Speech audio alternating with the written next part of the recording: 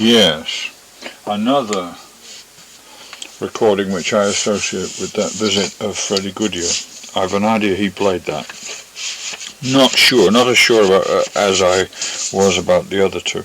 That's not why I played it, but it just happened to come up. That was called Yard Dog. Buster Harding, Roy Eldridge and his orchestra. And I still say that brass section sounds a lot like the Randy Brooks brass section. Yes, I'd looked up the personnels of those Eldridges when the LP came out. And Little Jazz Boogie, which was always a favourite of mine, has an alternate take on the LP, a German Kops LP, MCA, I guess. Kops is the suffix of or prefix rather of the number. And if you look at the lineups of most of those Eldridges from that period, that's All the Cats Join In, Little Jazz Boogie, that one, and another one called, I don't know whether it's supposed to be pronounced Les Bounce or Les Bounce, but whatever it is. They're white studio orchestras with maybe one blackface, apart from Eldridge, in there. They're white bands. A fellow called Dave Bowman is the pianist, the boogie pianist on Little Jazz Boogie. But Eldridge's own touring band, he did have a big band that he went on tour with in 1945, and that was the band that was used on the session when he made Fish Market. That trombone, I can't remember how Fish Market goes, but that was a proper touring band, a real orchestra. And if you look at the names of the musicians on that, and I don't know who they are now from memory, but I do know that many of them must have been black session musicians who were available at that time, because many went with Dizzy when he organised his band for Musicraft in 1946, which of course was only about a year after the Eldridge band. And I think he took a lot of Roy's musicians, or those musicians anyway. A fella called Talal Darwood, I think, on trombone, and somebody whose name was either Lucky Warren or Warren Lucky. I don't know which. Never could find out which that was. But anyway, he was one of them. And quite a few others. Well-known musicians who went on to join the Gillespie band. Probably Cecil Payne on baritone. And then again, maybe not. Anyway, that was Yard Dog, and that was recorded again by Roy Eldridge for Norman Granz when he went over to Mercury, but it was done by a small group, and it sounds nothing like that. The other side of that one is Rocking Chair, instrumental foxtrot, featuring trumpet by Roy Eldridge. Ba-doom, ba-doom, ba-doom. Talking about religious differences, yes, that was an issue. There was an issue with a friend of mine, Don Barton, who lived down Kidd Lane, big Stan Kenton fan, who you probably saw him a couple of times at the club. I don't think he went very often, but he did go. He was going out very strongly with a young lady called Zita, who happened to be a Catholic, and his father disapproved. And that was ended. I don't know just how it was ended, but it was. It never got any.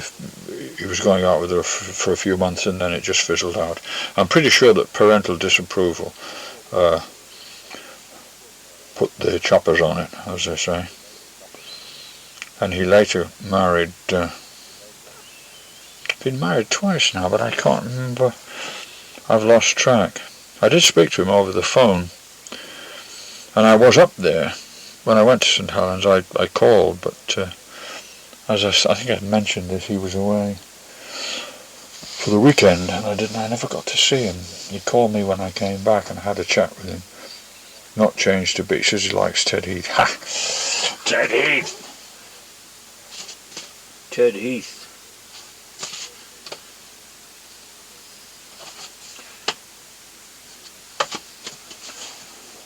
Let's have a little music by Peggy Lee.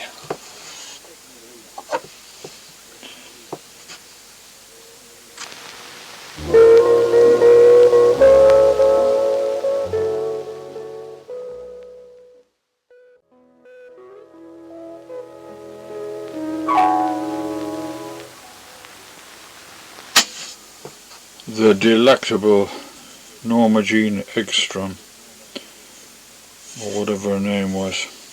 Aren't you kind of glad we did? From the 20th Century Fox picture, The Shocking Miss Pilgrim.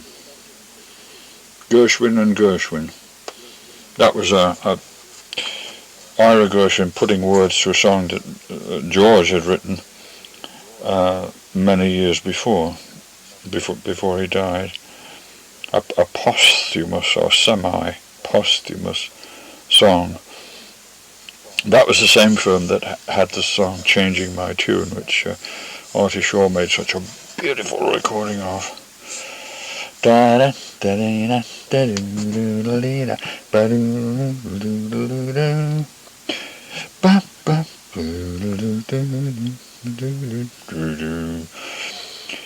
Gershwin. Capital 292, Peggy Lee with Dave Barber and his orchestra.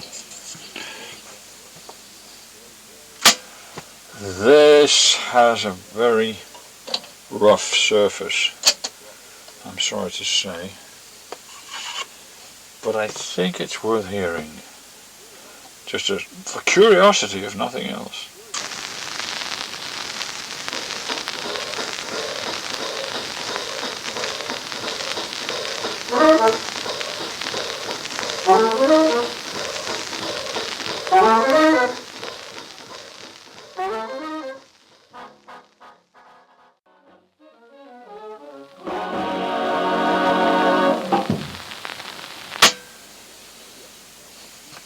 Yes, one of the few Cab Calloway records in existence on which he restrains himself from vocalizing. A smooth one.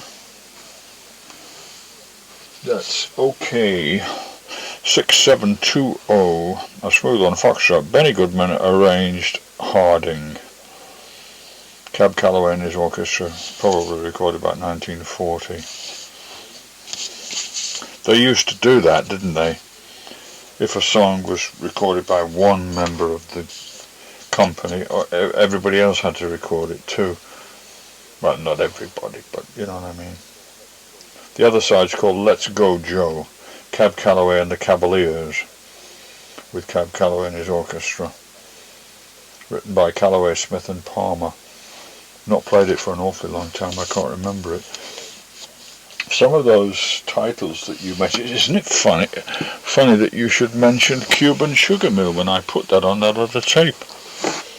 Without, that had nothing to do with you mentioning it, because I only heard about it tonight, and that's already in the mail, with Cuban Sugar Mill on it. Unless it's on the other side of the other tape that I'm sending in this package.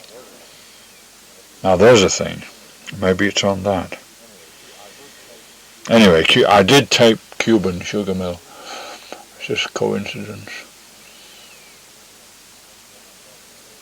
And then it turns out that you used to have it a long time ago. I've never heard Battle Axe and Chocolate, although I've seen the coupling.